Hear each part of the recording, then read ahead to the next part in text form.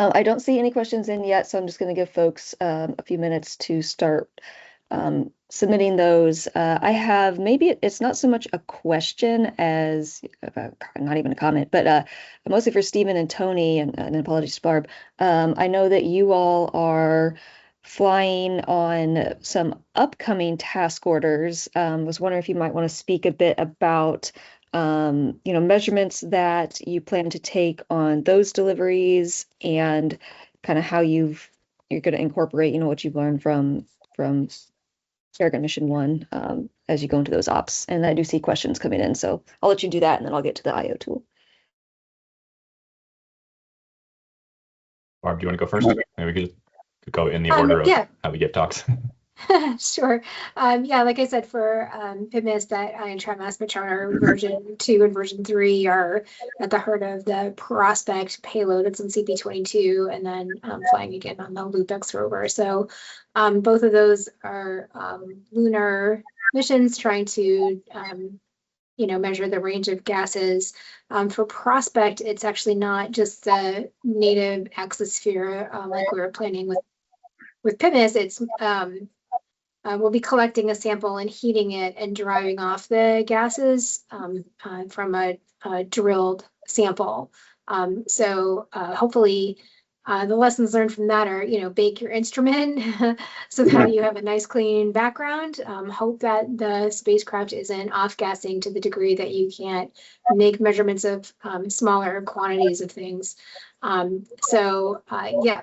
Those are going to come up and are going to be building directly on both the performance of the instrument that we observed and the operations, how to queue different commands, how to operate them successively, how to better look at results, get a quick look at them, and then decide what to do in real time. So they are building on each other. Yeah, I'll go next then.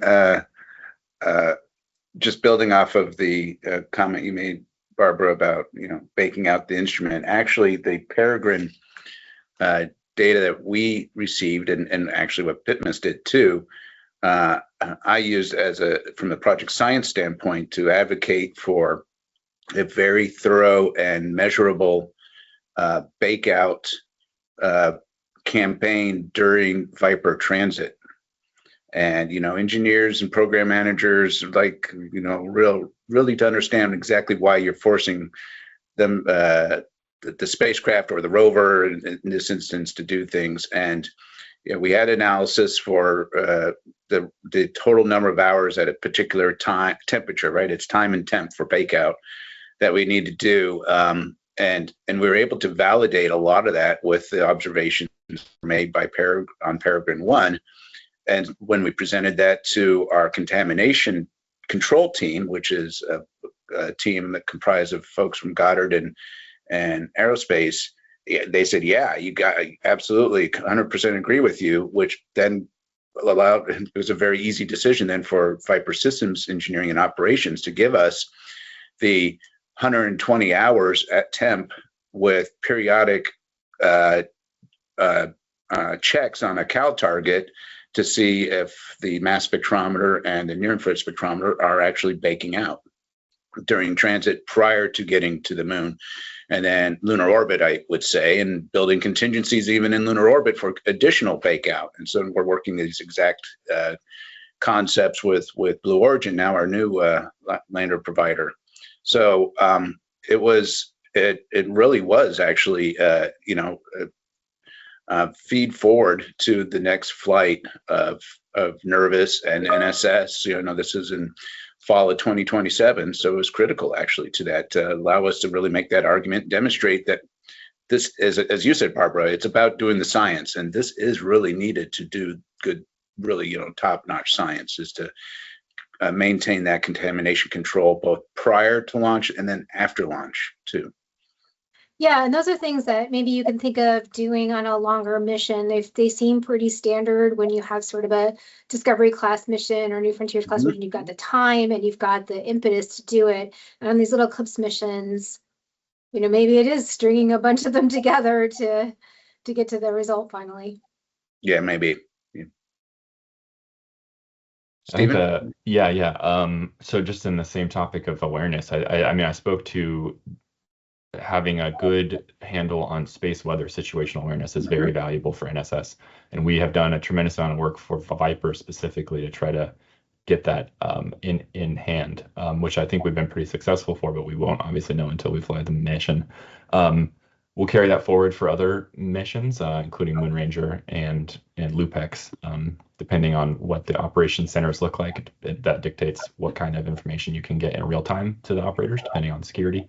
From a science perspective, I'm very excited to have NSS on multiple missions going to multiple different locations at the South Pole. So all three, Viper, Moon Ranger, and Lupex are going to different South Pole sites. The most complete neutron products we have of the moon are from Lunar Prospector. Those measurements came from a 100-kilometer orbit and then a 30-kilometer orbit. The spatial footprint of the neutron spectrometer on Lunar Prospector is about 1.5 times that size, so it's about 45 kilometers. That's like the area that the neutrons primarily come from.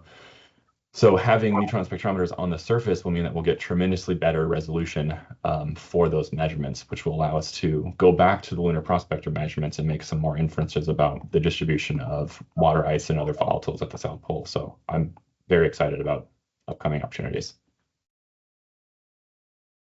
Great, thank you all. And you talked long enough for plenty of questions to roll in. So Perfect, okay. We may not get to all of them, but if you want to take a look and mission you can accomplished. get answers. So I'll ask this one first. So can the panel speak more to Barb's point about scientists bearing the brunt of funding risk with CLPS missions? Are there recommendations that you all would have for other scientists who are interested in proposing to CLPS in order to help offset this risk? I mean, you heard my piece, so I'd be interested to hear from Stephen and Tony.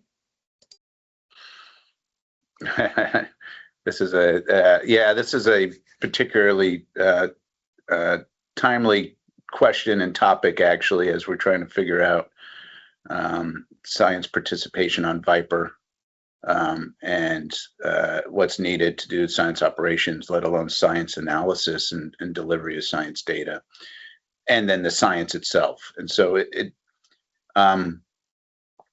I think I have seen an increased awareness of what I think you were talking about, Barbara, of establishing expectations both for NASA headquarters, the CLPS program, and SEO, et cetera, about what is really going to be required to do science compared to what these early missions were, which was, do you have an instrument we can fly?